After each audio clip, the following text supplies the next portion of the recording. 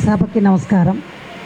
Stage మీద ఎక్కిన పెద్దలకి, స్టేజ్ మీద ఉన్న నా తోటి వాళ్ళందరికీ కూడా నమస్కారాలు. మెడికల్ డిపార్ట్మెంట్లో నేను 1987లో అపాయింట్మెంట్ అయ్యాను. అప్పుడు 3194లోనే జాయిన్ అయ్యాం మేము. అప్పుడు హర్నాథ్ గారు ఉండే బస్సు యాక్సిడెంట్లో తను చనిపోయాడు. అంటే హుస్సేన్ సాగర్లో బస్సు పడిపోతే అందులో అతను చనిపోయాడు. ఆ తర్వాత ఈ 3194 అనే దానికి చాలా సంజీవ్ రెడ్డి గారు బిజినెస్ చేసుకున్నారు. ఆ బిజినెస్లో మేము చూడలేక వేరే యూనియన్లో, అంటే మేమే ఓన్గా మెడికల్ ఎంప్లాయీస్కి పుట్టగొడుగులు లెక్కన ఉంటాయి యూనియన్లు. ఎలక్షన్స్ ఉండవు, కానీ బిజినెస్ దందా, దాంట్లో ఉన్న దందా ప్రపంచంలో ఎందులో ఉండదు. ప్రతి ఒక్కడు యూనియన్ లీడరే, కనపడేవాడంతా లీడరే, కనపడేవాడు లీడరే. ఈ బాధ తట్టుకోలేక నేనైతే ఎవరికి కూడా భయపడలా. మొన్న 2023లో కామారెడ్డిలో కేసీఆర్ని ఓడించడానికి ఆ రోజు ఎంత కష్టపడ్డామో, ఓడించడానికి నేను ఎమ్మెల్యేగా కేసీఆర్ గురించి నిలబడ్డా. మొన్న కామారెడ్డిలో రేవంత్ రెడ్డి గారి మీద, ఆ కేసీఆర్ గారి మీద కనీసం ఓట్లన్నా చీలిపోతే ఓడిపోతాడు. గజ్వేల్లో వేసా, అక్కడ కామారెడ్డిలో వేసా, కానీ కర్మగాలి గజ్వేల్ గెలిచాడు. ఏమి లాభం? మొత్తం ఊడ్చుకొని పెట్టేశాడు.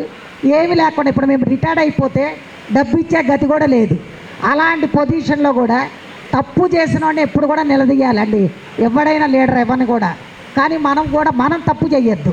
మనం తప్పు చేయకుండా ఉన్న రోజున గట్టిగా మాట్లాడగల కెపాసిటీ వస్తుంది, క్యాపబిలిటీ ఉంటుంది. అందుకని మన బాధలు, మనం ఇలాగే ఉన్నాం, బిచ్చగాళ్ళ లెక్కనే ఉన్నాం. ఆటో వాళ్ళు లెక్క ఉన్నారు.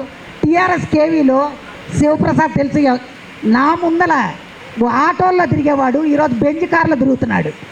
అది ఎవరో కూడా తెలుసు, మీ ఆటో యూనియన్ మారప్ప బెంజ్ కార్లో తిరుగుతున్నాడు. అంటే మీరందరూ ఆటో వాళ్ళు తలా 10 రూపాయలు ఇస్తేనే కదా 6 ఎకరాల పొలం కొన్నాడు కేసీఆర్ హయాంలో. అంటే వాళ్ళందరూ నాకు తెలుసు ఏ పొజిషన్లో ఉన్నాడు. నేను ₹1,00,000 జీతం తీసుకుంటా కూడా అదే జనప్రియాలో ఉన్నా. అంటే మన పరిస్థితి ఇలాగే ఉంది. దొంగలుగానే ఉన్నారు, దొరలుగానే ఉన్నారు. కానీ మన విలువ ఎప్పుడు పడిపోలా.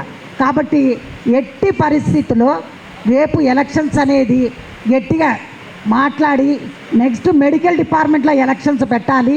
ఈ ఫెడరేషన్ అనే దాన్ని 3194ని కంపల్సరీ గెలిపించాలి.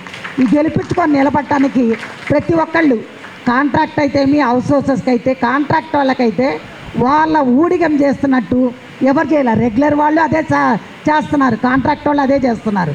కానీ వాళ్ళ జీతాల మటుకు అదే గొర్రెకు బెత్తడే తోకన్నట్టు అలాగే ఉంది. దీని మీద గట్టిగా పోరాడాలి. సమాన పనికి సమాన వేతనం అనేది కంపల్సరీ అయ్యేదాకా మనం ఈ ఫెడరేషన్లో గట్టిగా పోరాడితే కానీ జరిగేది లేదు.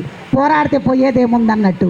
ఆ కుస్తో भी करके సమాన పనికి సమాన వేతనం वो उसके बारे में लड़ना सर, किसके बारे में बोले तो ये पूरा रेगुलर वाला वही काम कर रहे, ये कॉन्ट्रैक्ट वाला वही काम कर रहे, मगर वो 1 लाख ले ले, वो लोग 12,000 ले रहा.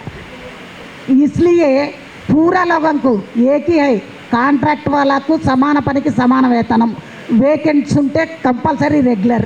దీని మీద గట్టిగా పోరాడి ఎలక్షన్ పెడితే మెడికల్ డిపార్ట్మెంట్లో పర్ఫెక్ట్గా ఫస్ట్ గెలిచేది మెడికల్.